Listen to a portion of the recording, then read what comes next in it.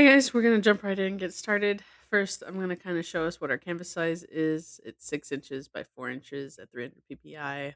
I am voicing over this recording. You're gonna see me working on this project, and I'm just gonna be talking about what I'm doing.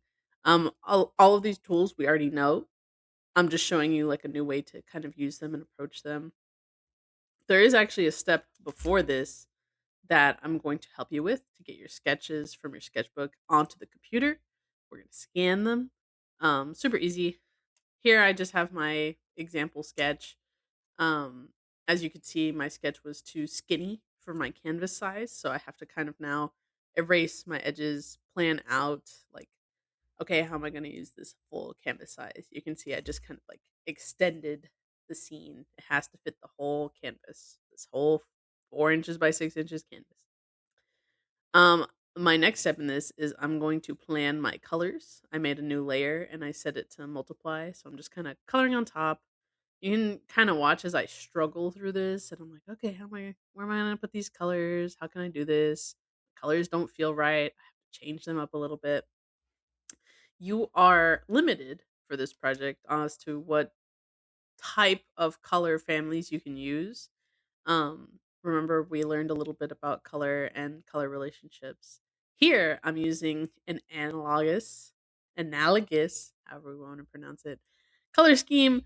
Those are when colors are neighbors. In this instance, yellow, orange, and red.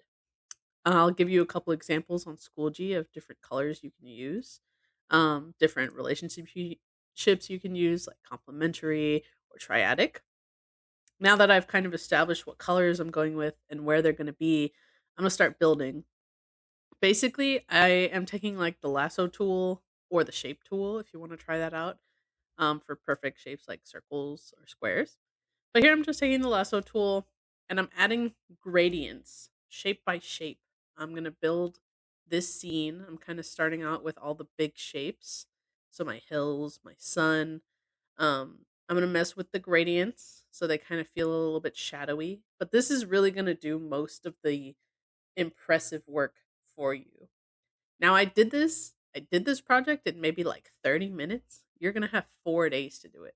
If I was judging what I made right now out of like a 4 day quality, I would probably give this like maybe passing, because it's still fine. It accomplishes everything I needed to, but when you see it at the end, you'll definitely see areas where things could be improved or have I could have taken more time.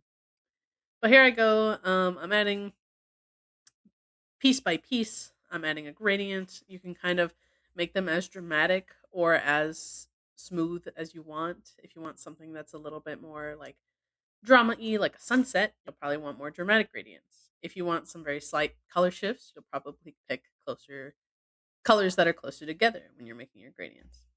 I'm just building these. I added all my little sun rays, editing the colors.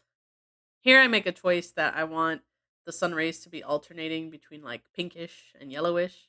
So I'm going to go back and kind of make adjustments, kind of make some of these pinker, some of these more yellow. Now it's time to add the important part, which is what state am I making a postcard for? You do know how to use tools, you know how to warp and rasterize text. So now I'm just kind of putting that somewhere.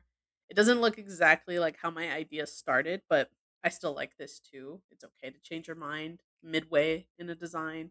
I feel like this takes up the space in a better way. So I like this more.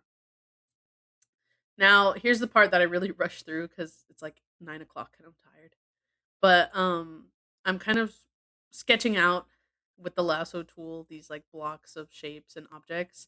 Ideally, you would be taking your time going through and kind of really getting a nice silhouette of each of these, but I'm just kind of going through and just making stuff up kind of.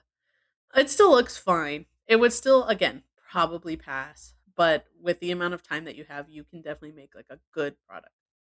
Um, Here I am, just kind of finishing up the text, putting the last little details, and this doesn't look that bad. I think it's pretty good. Um, there's a lot you can do with this. You can also try a different way if you're more comfortable with drawing in other ways. But if you're not much of a drawer, this is the way you're going to want to go.